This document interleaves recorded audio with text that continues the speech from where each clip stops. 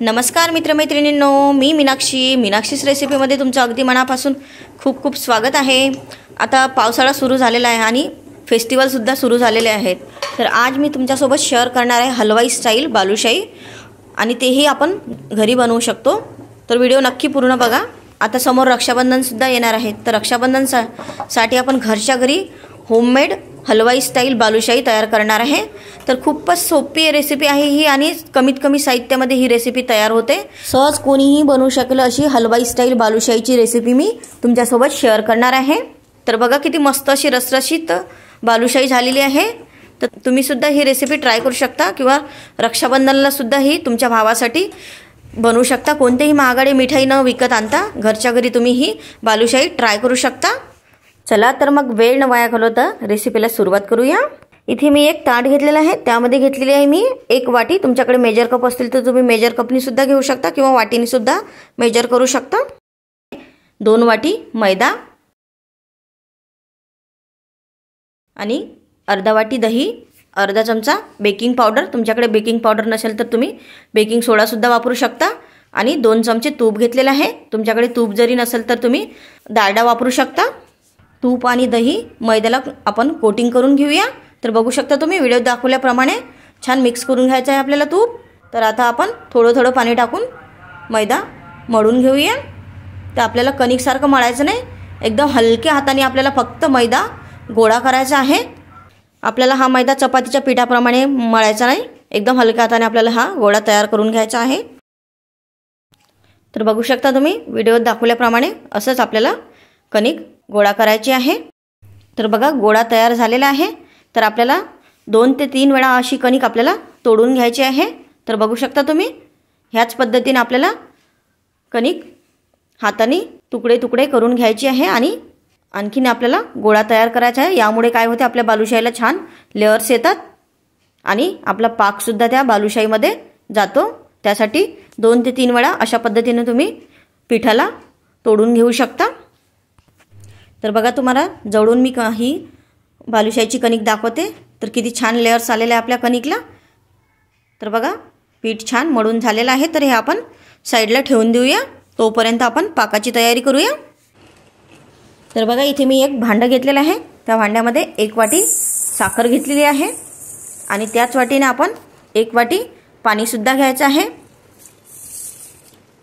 आणि हे बाऊल आपण गॅसवरती ठेवून घेऊया। सुरुवातीला आपल्याला छान साखर विरघळून घ्यायची आहे, तर आपण चमच्याच्या मदतीने फिरून घेऊया।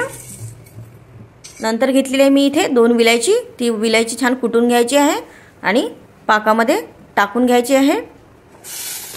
तर बघा साखर संपूर्ण विरघळलेली आहे आणि आपला पाक काळा दिसायला लागलेला आहे। तर त्यासाठी आपण टाकूया 2 चमचे विनेगर। यामुळे काय होईल, आपला पाक कडकसुद्धा होणार नाही आणि काळासुद्धा पडणार नाही। यासाठी मी इथे विनेगरचा वापर केलेला आहे। तुमच्याकडे विनेगर नसेल तर तुम्ही लिंबूचा रससुद्धा वापरू शकता। तर या पाकाला आपण छान उकळी काढून घेऊया। तर बघा छान उकळी आलेली आहे। तर आपण चेक करून बघूया आपला पाक कसा झालेला आहे। तर चमचा पाकामध्ये टाकायचा आणि बाहेर काढायचा आणि थोडा थंड होऊ द्यायचा आहे, आणि नंतरच आपल्याला चेक करायचा आहे। तर बघू शकता तुम्ही एकदम हलक्याशा तार यायला लागलेला आहे। तर अशा पद्धतीचाच आपल्याला पाक हवा आहे, जास्त घट्ट नाही करायचा। घट्ट जर केला तर आपल्या बालुशाहीमध्ये हा पाक जाणार नाही आणि साखर क्रिस्टलसुद्धा होणार आहे। त्यासाठी तर याच पद्धतीने पाक तयार करायचा आहे। तर गॅस बंद करून घेऊया आणि बालुशाही करण्यासाठी घेऊया। तर लिंबाच्या आकारा एवढा आपल्याला गोळा घ्यायचा आहे, जास्त मोठा घ्यायचा नाही, कारण की तळल्यानंतर फुलतात ह्या बालुशाही। त्यासाठी आपल्याला लिंबा एवढा गोळा घ्यायचा आहे, आणि हलक्या हाताने गोळा तयार करून त्यामध्ये बोटाच्या मदतीने किंवा लाटण्याच्या मदतीने मधात होल करायचा आहे। तर बाकीच्यासुद्धा मी अशाच बालुशाही तयार करून घेते। तर साईडला मी तेलसुद्धा तापवण्यासाठी ठेवलेलं आहे। तर तेल आपल्याला एकदम गरम करायचं नाही, मीडियम गरम करून घ्यायचं आहे, कारण की बालुशाही एकदम नाजूक असते। त्यासाठी आपल्याला मीडियम टू लो फ्लेमवरती आपल्याला तेल गरम करायचं आहे आणि बालुशाही तेलामध्ये सोडून घ्यायची आहे। तर जोपर्यंत एक साईड होत नाही तोपर्यंत आपल्याला बालुशाहीला पलटवायचं नाही, कारण की बालुशाहीला लवकर जर हात लावला तर बालुशाही तुटू शकतात।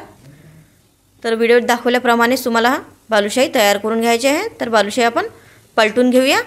लो टू मिडियम फ्लेमवरतीच आपल्याला बालुशाही तळायचे आहेत. जास्त जर फ्लेम केली तर तुमच्या बालुशाही वरतून जळतील आणि आतमधून कच्च्या राहतील. त्यासाठी लो टू मिडियम फ्लेमवरती 6 ते 7 मिनिट आपल्याला बालुशाही तळून घ्यायची आहे. तर बघू शकता तुम्ही किती छान कलर आलेला आहे आपल्या बालुशाहीला. मस्त असा गोल्डन ब्राऊन कलर आलेला आहे. तर आपण आता कढईमधून बालुशाही बाहेर काढून घेऊया. तर मस्त असं क्रिस्पी बालुशाही तळलेले आहे. तर पाहू शकता तुम्ही किती छान फुललेले आहे आपल्या बालुशाही.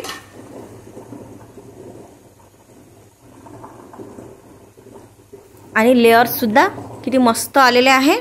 तर अशाच पद्धतीची आपली बालुशाही तयार व्हायला पाहिजे. कारण की या अशा जर झाल्या तर आपल्या बालुशाहीमध्ये संपूर्ण पाक आतमध्ये जातो आणि मस्त अशी बालुशाही रसरशीत बनते. गरम गरम झालेल्या बालुशाही आपण पाकामध्ये टाकून घेऊया.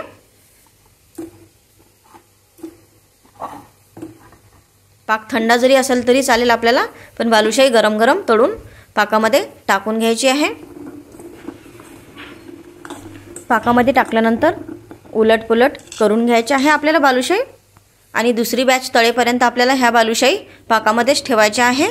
तोपर्यंत आपण दुसरी बॅचसुद्धा तळून घेऊया.